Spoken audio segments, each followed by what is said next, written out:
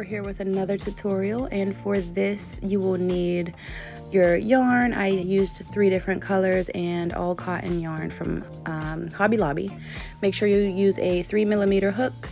I found some baseball beads that we're going to add in, and you'll need a hair tie, a tapestry needle, however you say it, and some scissors. Make sure you use the 3mm hook. You will see another hook size in this video, but the 3mm hook works way better. So sorry for the confusion, but use the 3mm hook.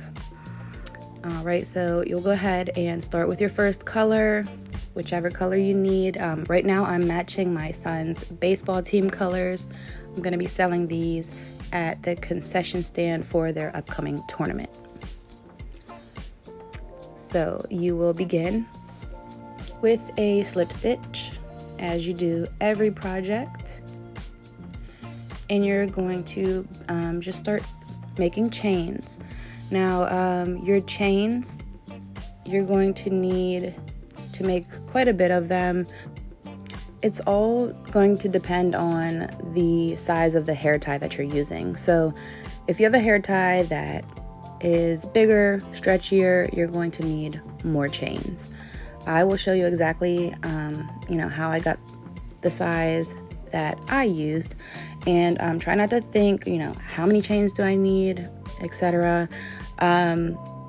Really just base it off of this visual here. So you're going to fold your chain in half, and then you're going to stretch your hair tie as far as you can, and you're going to want your chain folded in half to be longer than your hair tie. So look how I added some more, now it's longer. So and I did just want to add a few more because I did want my scrunchie to look nice and full, so I just added a few more chains. And just keep in mind, we are going to be working in the round for this scrunchie. So once you have your desired length, as long as it's longer than your hair tie, we're going to go ahead and make a slip stitch to connect our chain. And if you don't know how to do a slip stitch, you will just insert your hook into the first chain that we made. You're going to loop around and pull through both loops on the hook. And that's how you would do a simple slip stitch.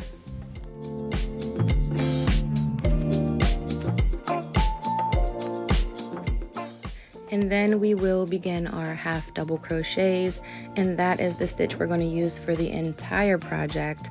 And we'll be going into the back loop only. So for the foundation chain, that's not really super important, but I will show you what I mean once we get into that second row with the back loop only.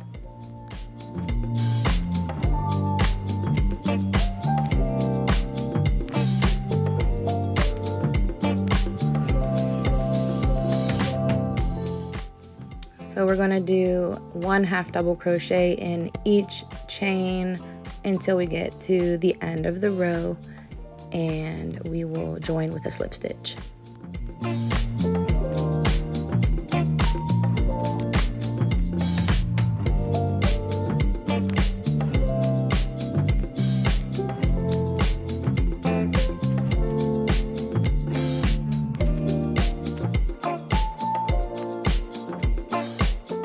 So just as we did before, we're going to join this row together with a slip stitch, insert our hook, yarn over, and pull them through.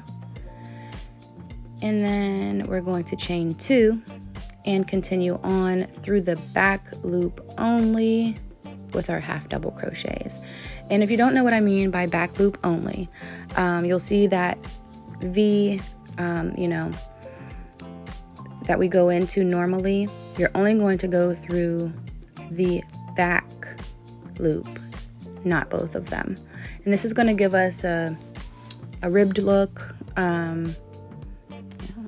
It'll look cool. It'll look really nice. So just go in those back loops, and you're just going to do this the entire way around. And this is pretty much how you work the whole project.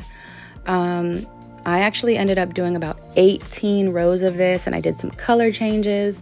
If you're not sure how to do color changes, I'll also show you how to do that. So just go ahead and work on your second row, and then again we're going to slip stitch. We're just going to keep doing this until we reach about 18 rows. And I can't forget, now this part is completely optional, but if you have beads you want to add on, any kind of beads, as long as they fit over your crochet hook, which that's why I mentioned use the 3mm hook, you're just going to slip a bead on and continue crocheting the way you would.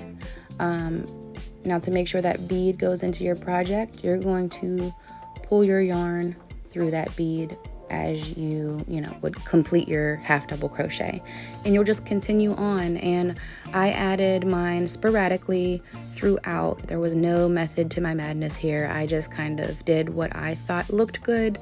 Now if you're someone who wants them to be perfectly placed, you can certainly count and space them out accordingly, but I was just having fun with this here and we did it very sporadically.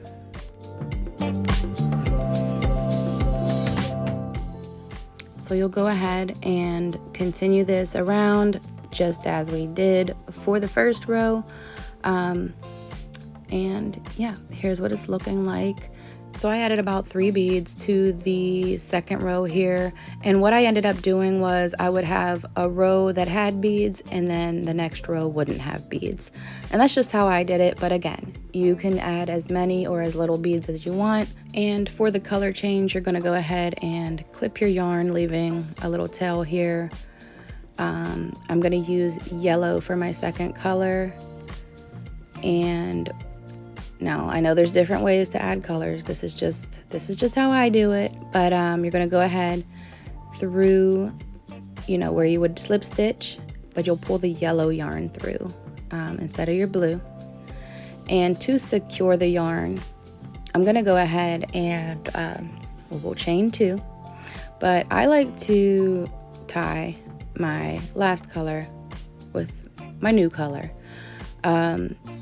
Makes me feel better. I've noticed some people don't make a knot at all, but I don't want my stuff unraveling. So I just go ahead and make a little double knot and continue around with my new color. So there's really not much to it when it comes to, adding a color. Now I do like to pull those strings to the back of my project so they're out of my way.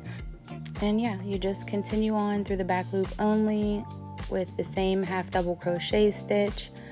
Add your beads when you want to, and you will do this for 18 rows, and I will show you what we do once we're complete with that. Alright, so we have 18 rows here, and I did quite a few color changes, added some more beads. If you made it this far, you are almost done. So hang in there. I'm going to show you how we're going to turn this into a scrunchie.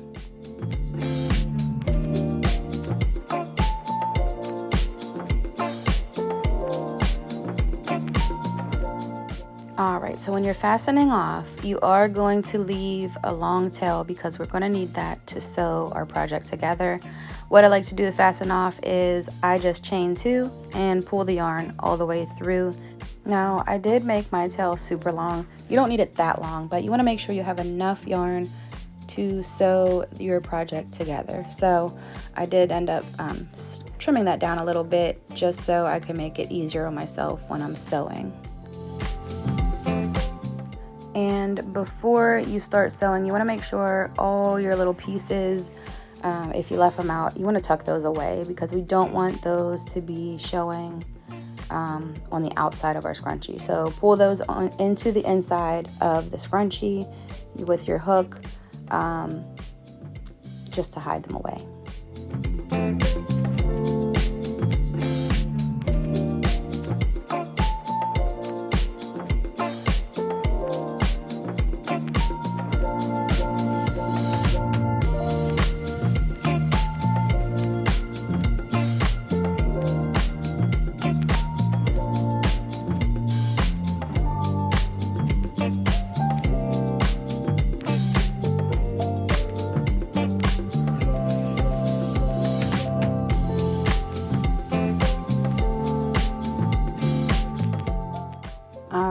And you're going to turn your project inside out.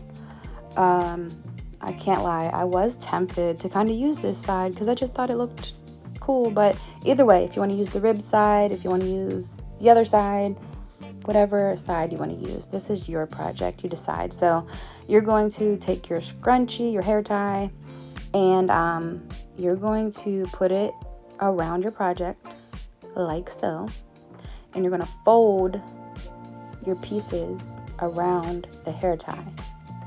And this is how you're going to sew your project together. So just make sure you get it all even so it's fitting properly, and then you're going to begin to sew with your yarn around the entire project.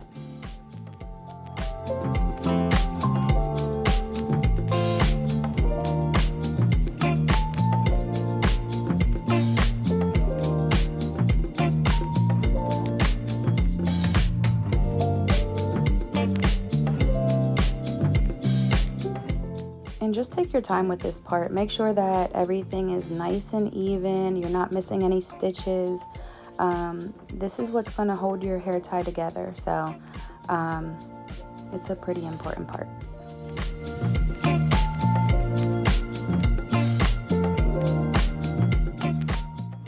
All right, so we have stitched the entire thing together. To fasten off, I like to just go into my project and make a knot here. I do that twice to make sure it's secure.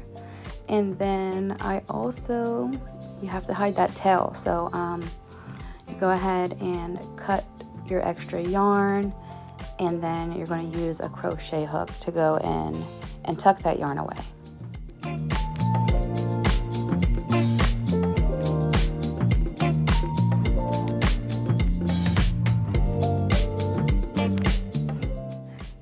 Voila, you have a beautiful crochet scrunchie with your team colors, some cute little beads in there, and I just think it's perfect. Like I said, I'm going to be selling these as merch at our upcoming tournament at the concession stand, and I just think they're the perfect accessory for all the baseball moms, sisters, or even like the softball players and such. So I hope you enjoyed this tutorial, and let me see your projects. Tag me in them. Follow me on Instagram, Facebook, TikTok. Subscribe here to my channel, and I will have more tutorials coming soon. Also, check out my Etsy shop, Crystal Rose Creates. I do have some items for sale, and I hope you enjoy.